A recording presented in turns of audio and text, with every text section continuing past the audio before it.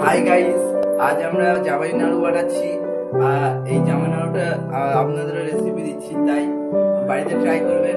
এই রেসিপিটা যদি ভালো লাগে লাইক কমেন্ট শেয়ার করে দেবেন আর ফলো করে দেবেন। আমরা জামাই নাড়ু করার জন্য কড়াইতে গরম করে একটু চাল নিয়ে নিলাম। এখানে আপনারা যে কোনো ধরনের চাল ইউজ করতে পারেন। চালটিকে আমরা লাল করে ভেজে চালটিকে গুঁড়ো করার জন্য প্রথমে আমরা চালটিকে শিলে নিয়ে নিলাম, তারপরে চালটিকে গুঁড়ো করে নিলাম। এরপরে কিছুটা গুড় আমরা কড়াইতে দিয়ে ফুটিয়ে নেব। এরপরে গুড়টাতে দেখব যে তাতে সুতো সুতো ভাব এসেছে কিনা। তারপরে আমরা গুড়টিকে লাভিয়ে নেব। যদি আগে থেকে ভেজে রাখা সুজি আমরা গুড়ের সাথে ভালো করে মিক্স করে নেব। তারপরে আমরা আলো চালের গুঁড়ো এবং চাল ভাজার গুঁড়ো একসাথে গুড়ের সাথে ভালো করে মিক্স করে নেব। তারপরে আমরা নাড়ু তৈরি করা শুরু করব।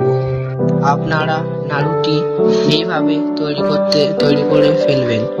আপনারা আগে থেকে হাতে না জল দিয়ে গুড়ে হাত দেবেন না, গুড়টি গরম থাকে, তাই জন্য আপনারা হাতে জল দিয়ে তারপরে আপনারা গুড়ে হাত দেবেন। এই নাড়ুটি অনেকদিন রেখে দেওয়ার জন্য একটি কৌটোতে চালের গুঁড়ো দিয়ে তার উপরে এই নাড়ুগুলি রেখে দিতে হবে। এই নাড়ুগুলি 6 থেকে 7 মাস ভালো থাকবে। এই হলো আমাদের। হাই গাইস, আজ আমরা জামাই নাড়ু বানাচ্ছি। এই জামাই নাড়ুটা আপনাদের রেসিপি দিচ্ছি, তাই বাড়িতে ট্রাই করবেন। এই রেসিপিটা যদি ভালো লাগে লাইক কমেন্ট শেয়ার করে দেবেন আর ফলো করে দেবেন। আমরা জামাই নাড়ু করার জন্য কড়াইতে গরম করে একটু চাল নিয়ে নিলাম। এখানে আপনারা যে কোনো ধরনের চাল ইউজ করতে পারেন। চালটিকে আমরা লাল করে ভেজে চালটিকে গুঁড়ো করার জন্য প্রথমে আমরা চালটিকে শিলে নিয়ে নিলাম, তারপরে চালটিকে গুঁড়ো করে নিলাম।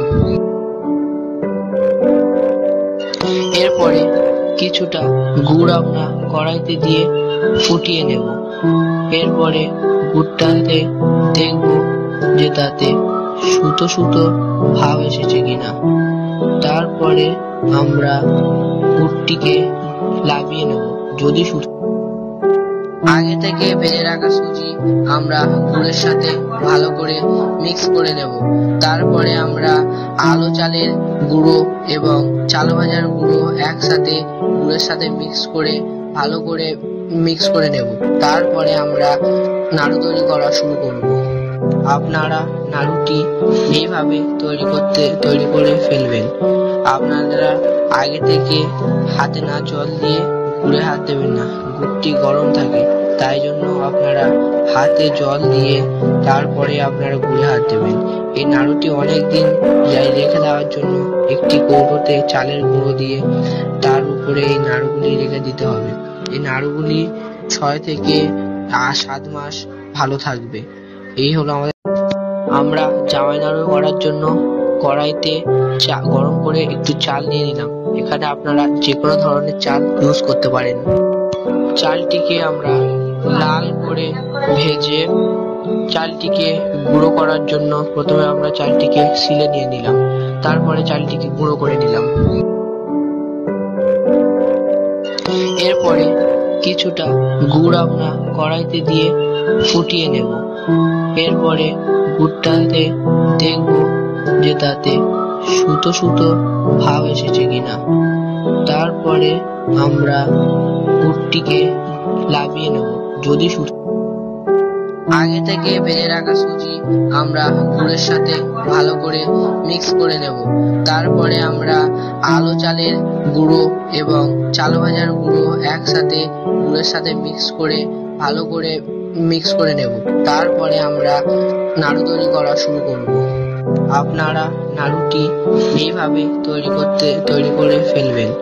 আপনারা আগে থেকে হাতে না জল দিয়ে গুড়ে হাত দেবেন না, গুড়টি গরম থাকে, তাই জন্য আপনারা হাতে জল দিয়ে তারপরে আপনারা গুড়ে হাত দেবেন।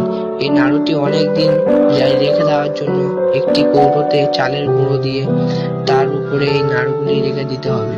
এই নাড়ুগুলি 6 থেকে 7 মাস ভালো থাকবে। এই হলো আমাদের